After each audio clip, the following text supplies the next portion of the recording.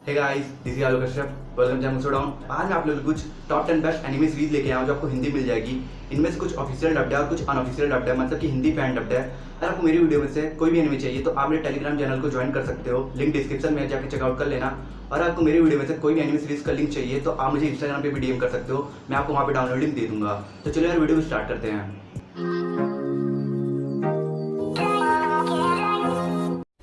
मैं साइंस की मदद से पता लगाऊंगा कि हम लोग पत्थर कैसे बने और ठीक कैसे हुए। हम दो हाई स्कूल स्टूडेंट्स मानव सभ्यता की दोबारा शुरुआत करेंगे। हम पत्थर की इस दुनिया का आदम और ईव बनेंगे। Point to be noted. क्यों हिला डाला ना। हमारी 10 नंबर पे एनिमे है डॉक्टर स्टोन। इस एनिमे सीरीज को IMDb रेटिंग मिली है 8.2 की। ये एक ऐसी वंडरफुल एनिमे सीरीज है जो अपने ऑडियंस को प्लेजर और कल्चर दोनों ऑफर करता है और ये बहुत ही रेयर एनिमे में होता है और इस एनिमे में ये दोनों देखने को मिलती है। एनिमे की स्टोरी शुरू होती है 3500 साल पहले, जहाँ एक मिस्टीरियस फ्लैशलाइट सारे इंसानों को स्टैचू में बदल देता है और अब 3500 साल बाद सडनली एक 15 साल का जीनियस साइंटिस्ट शंकु दोबारा नॉर्मल हो जाता है, जिसके बाद वो इंसानों का स्टैचू बनने के पीछे का रीजन ढूंढता है और अब बहुत रिसर्च के बाद उसे पता चलता है कि नाइट्रिक एसिड की मदद से सभी इंसान नॉर्मल हो सकते हैं और इसलिए वो कुछ गिने चुने इंसानों को नॉर्मल करके एक नई साइंटिफिक सिविलाइजेशन स्टैब्लिश करने की कोशिश कर रहा है। पर नॉर्मल हुए इंसानों में से ही एक मार्शल आर्टिस्ट सुकासा है जो इस आइडिया के अगेंस्ट है और इसलिए वो शंकु को मारकर अपना खुद का किंगडम बनाना चाहता है और वो ऐसा करने में ऑलमोस्ट कामयाब भी हो जाता है। और अब आपको इस एनीमे में यही देखना होगा कि शंकु सुकासा एम्पायर के अगेंस्ट खुद को सर्वाइव रख के सिविलाइजेशन को कैसे स्टैब्लिश करता है। ये एक बहुत ही इंटरेस्टिंग और क्रिएटिव एनीमे है जो आपके सामने एक यूनिक कॉन्सेप्ट प्रेजेंट करती है और इसलिए एक वर्थ वॉचिंग एनीमे है जिसे आपको एक बार जरूर ट्राई करना चाहिए, क्योंकि ये एनीमे आपको 100% पसंद आएगी।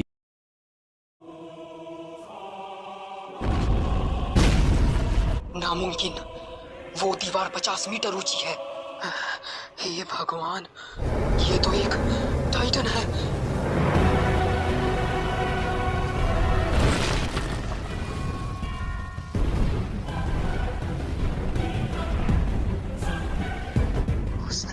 उसने दीवार तोड़ दी सिर्फ एक ही बार में।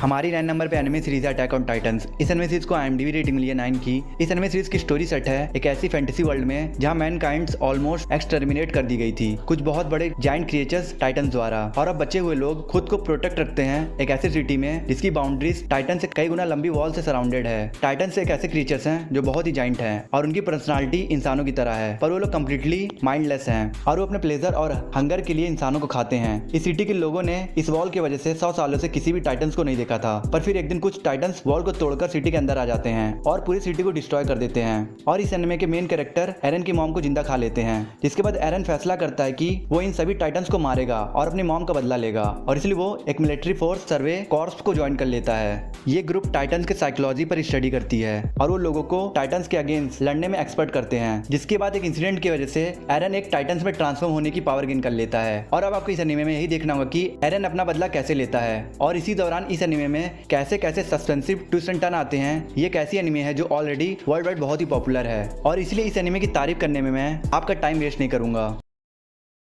There's only one way for a player to escape now. You must clear the game. Players, I wish you the best of luck. हमारी 8 नंबर पे एनिमे सीरीज है स्वॉर्ड आर्ट ऑनलाइन। इस एनिमे सीरीज को IMDb rating मिली है 7.5 की। ये one of the most anticipated anime series है जिसका एनिमे लवर्स के बीच बहुत ही ज्यादा हाइप बना हुआ है और इसलिए अगर आप एक प्रॉपर एनिमे लवर हो तो इस एनिमे सीरीज को बिल्कुल मिस मत करना, क्योंकि ये एनिमे बहुत ही ज्यादा इंटरेस्टिंग सर्वाइवल एनिमे सीरीज है। एनिमे की स्टोरी सेट है फ्यूचर में, जहाँ एक virtual reality multiplayer role playing game sword art online youth के बीच बहुत ही ज्यादा पॉपुलर हो रहा है, जिसे खेलने के लिए प्लेयर को एक VR हेलमेट नव गियर को पहनना पड़ता है। नव गियर प्लेयर के ब्रेन से कनेक्ट हो जाता है, जिसके मदद से प्लेयर्स वर्चुअल वर्ल्ड में खुद का एक कैरेक्टर क्रिएट कर सकते हैं। इस गेम का मेन प्लॉट तब शुरू होता है जब एक दिन 10,000 प्लेयर इस गेम में लॉगिन करके खेल रहे होते हैं। तभी इस गेम का क्रिएटर उन लोगों को लॉग आउट का ऑप्शन हटा देता है और वो सभी लोगों के सामने ये कंडीशन रखता है कि जब तक ये सभी प्लेयर्स इस गेम को कंप्लीट नहीं कर लेते तब तक वो लोग इस गेम से बाहर नहीं निकल सकते हैं और जो भी इस गेम में मरेगा वो रियलिटी में भी मरेगा। और यहीं से इस एनिमे सीरीज की स्टोरी मेनली रिवॉल्व करती है किरीटो और असुना के अराउंड, जहां आपको ये देखना होगा कि इन सभी प्लेयर्स के साथ क्या होता है और इनमें से कौन सा प्लेयर इस डेडली सर्वाइवल गेम को कंप्लीट करता है। ये एक ऐसी एनिमे सीरीज है जो लिटरली बहुत ही ज्यादा फेमस और बहुत ही ज्यादा अच्छी है, इसलिए इस एनिमे सीरीज को बिल्कुल मिस मत करना। The only thing I thought about was how I was gonna survive. If I die in the game, I'll die in real life. A death god. Yes. What exactly can I do with this death note? Put your name down and see what happens. It's not gonna solve a few crimes. It's gonna solve all crime. Do you think that I'm crazy? I think you're not crazy enough.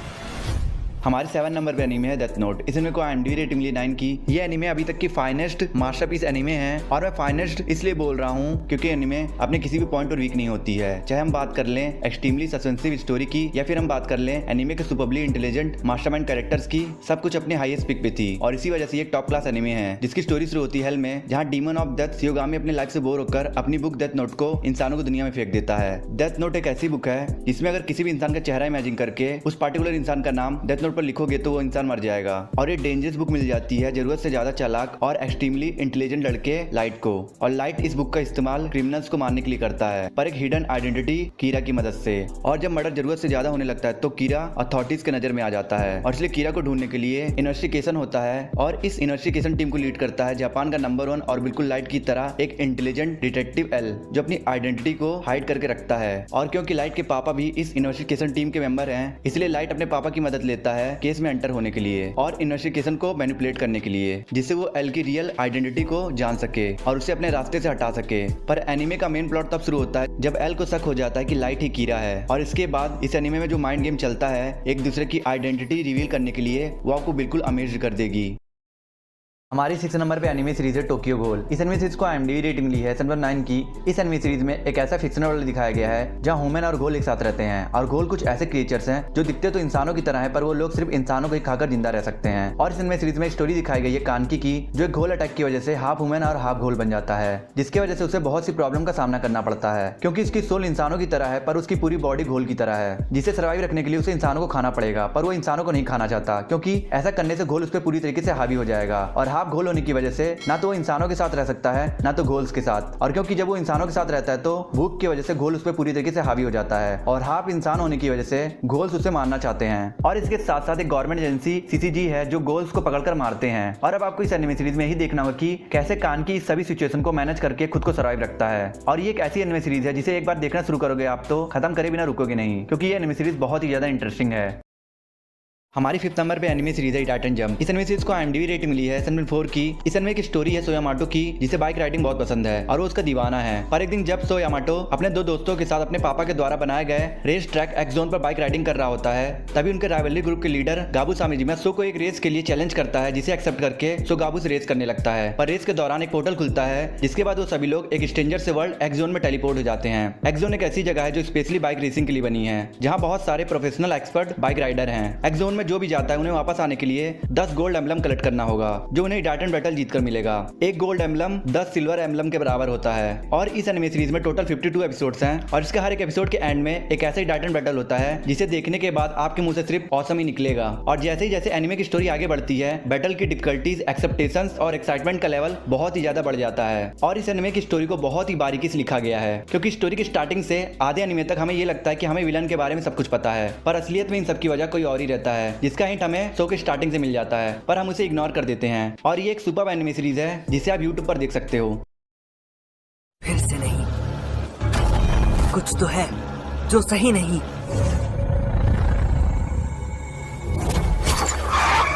हमारी 4th number पे anime series है erased. इस anime series को IMDb rating मिली है 8.5 की। इस anime series की story है सातुरे नाम के एक लड़के की, जिसके पास एक सुपर पावर होता है, और जब कुछ बुरा होने वाला होता तो उसकी ये सुपर पावर उसे समय में 5 से 10 मिनट पीछे ले जाती है, जिससे सातुरे कुछ बुरा होने से रोक सके। और सातुरे इस पावर को रिवाइवल कहता है। पर एक दिन जब सातुरे अपने मॉम के साथ होता है, तभी उसकी ये पावर उसे समय में 5 मिनट पीछे ले जाती है। पर इस बार सब कुछ नॉर्मल होता है, कोई ट्रेजेडी नहीं होती, और ये सातुरे के साथ पहली बार होता है। पर फिर उसी दिन उसकी मॉम का मर्डर हो जाता है, जिसका इल्जाम सातुरे पे आ जाता है। तभी उसकी ये पावर उसे पूरे 18 साल पहले उसके बचपन में हुए एक चाइल्ड किडनैपिंग इंसिडेंट के समय में ले जाती है, जिससे सातुरे ये समझ जाता है कि उसकी मॉम का मर्डर का कनेक्शन इस इंसिडेंट से है, और इसलिए सातुरे को अपनी मॉम के मर्डर को रोकने के लिए सब कुछ ठीक करना होगा। ये एक अमेजिंग मास्टरपीस एनिमे सीरीज है जो अपने स्टोरी लाइन से आपको बहुत ही ज्यादा शॉक्ड और सरप्राइज कर देगी, क्योंकि इस एनिमे सीरीज का प्लॉट बहुत ही ज्यादा ट्विस्ट, टर्न और सस्पेंस से भरी हुई है। यही वो जगह है जहां मैंने कायो को 18 साल पहले आखिरी बार देखा था। उसकी बॉडी बर्फ पिघलने के बाद मिली थी। However, a single truth turned our world upside down. My home was a cage.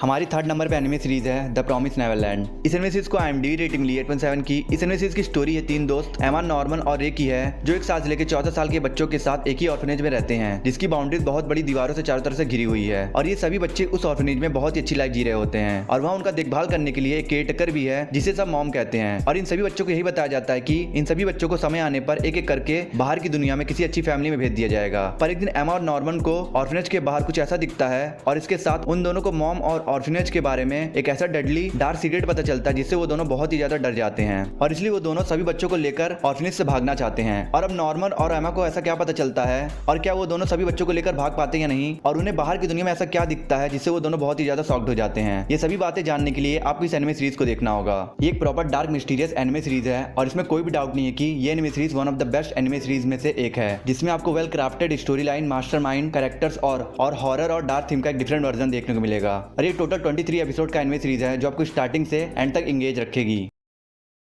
Hello, I'm Kanoshita Kazuya. And guess what? I have a girlfriend! I'm sorry. I'm in love with someone else. We should break up. What? My life really started to suck, but everything changed when I met her. It's nice to meet you. My name is Mizuhara Chizuru. Rent a girlfriend? हमारी second number पे anime है rent a girlfriend. इस anime को IMDb rate मिली है 74 की। एक बहुत ही beautiful romantic anime है जिसकी स्टोरी बहुत ही हार्ट टचिंग है। एनिमे की स्टोरी है काजुआ की, जिसकी गर्लफ्रेंड उसे अचानक से डंप कर देती है, जिसके बाद काजुआ बहुत ही ज्यादा लोनली हो जाता है और इसलिए वो अपनी कंट्री जापान की बहुत ही अजीब सर्विस रेंट अ गर्लफ्रेंड का यूज करता है। और इस सर्विस के थ्रू वो एक बहुत ही क्यूट रेंटेड गर्लफ्रेंड चिसुरू को हायर करता है। और कुछ दिन साथ बिताने के बाद काजुआ को चिसुरू मीन लगने लगती है, पर फिर काजुआ अपनी बीमार दादी को अच्छा फील कराने के लिए ना चाहते हुए भी काजुआ चिसुरू को हायर करता रहता है और रिलेशनशिप में होने का नाटक करता है। और फिर धीरे धीरे कैसे ये फेक रिलेशनशिप एक रियल डीप लव रिलेशनशिप में बदल जाता है और इसके बाद कैसे इनके केमिस्ट्री में लव ट्रायंगल की एंट्री होती है, ये सब जानने के लिए आपको इस एडोरेबल रोमांटिक एनिमे को देखना होगा। There have always been man-eating demons prowling about after dark. That's why it's not safe to go outside at night. The Demon Slayers protect us by killing as many as they can.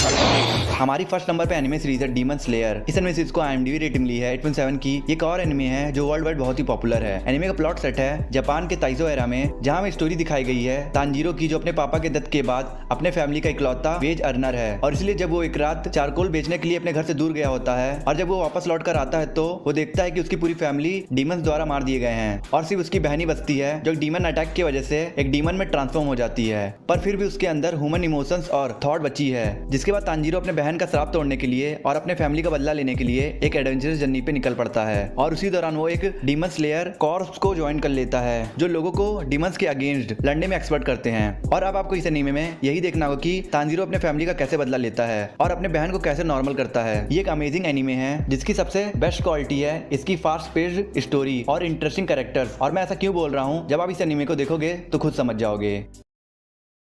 I hope आपको ये video अच्छी लगी तो like कर दो यार, comment कर दो और वीडियो बनाए यार तो चैनल को सब्सक्राइब कर दो और प्लीज बेल आइकन जरूर प्रेस कर देना और कुछ लोगों को शेयर कर देना। और मैं मिलता हूँ आपसे नेक्स्ट वीडियो में।